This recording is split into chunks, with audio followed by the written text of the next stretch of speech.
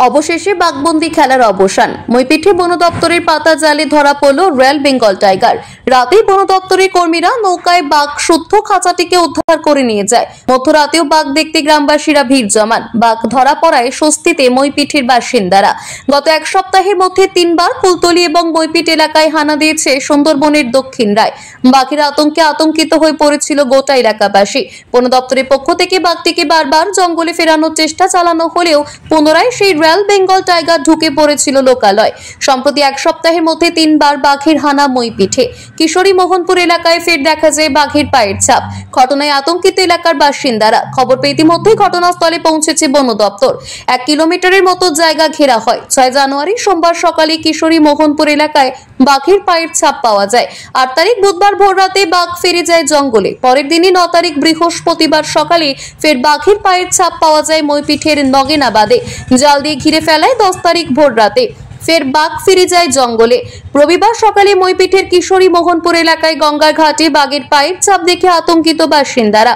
এবারও আজমল মারির জঙ্গল থেকে বাঘ এসেছে লোকালয় বলেই জানা যায়। মুড়িগঙ্গা নদী পেরিয়ে বাঘ লোকালয় সংলগ্ন এলাকায় চলে আসায় আতঙ্ক ছড়ায়। বাঘটি পুনরায় ফিরে আসার খবরে আতঙ্কিত হয়ে পড়েন এলাকাবাসী।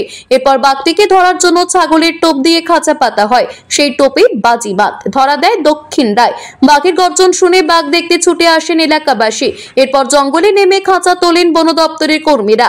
বাঘ খাঁচাবন্দি হওয়ায় স্বস্তির নিঃশ্বাস ফেলেন গ্রামবাসীরা।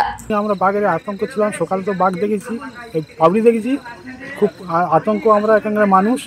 এখন দেখছি দুখানা খাঁচা পাতা হয়েছে, ছাগল দিয়ে তার ভিতরে। আমরা খুব আনন্দিত, ঘুমাবো আজকে ভালোভাবে। আর সামনে দিয়ে বাবুরা এসছেন, ওদের ভরসায় আমরা আছি। আমাদের এখানকার মানুষ এখন খুব ভালো আছে, নিরাবিলা ঘুমাতে পারবে, এইটুকু আপনার কাছে বলছি।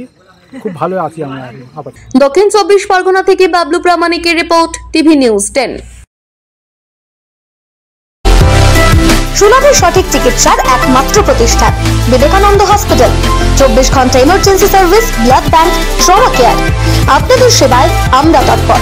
গুণমান ও পরিষেবায় দুর্গাপুর বিধাননগরের ডক্টর জাকির হোসেন এভিনিউর বিবেকানন্দ হসপিটাল শিল্পাঞ্চলের মানুষের মন জয় করেছে।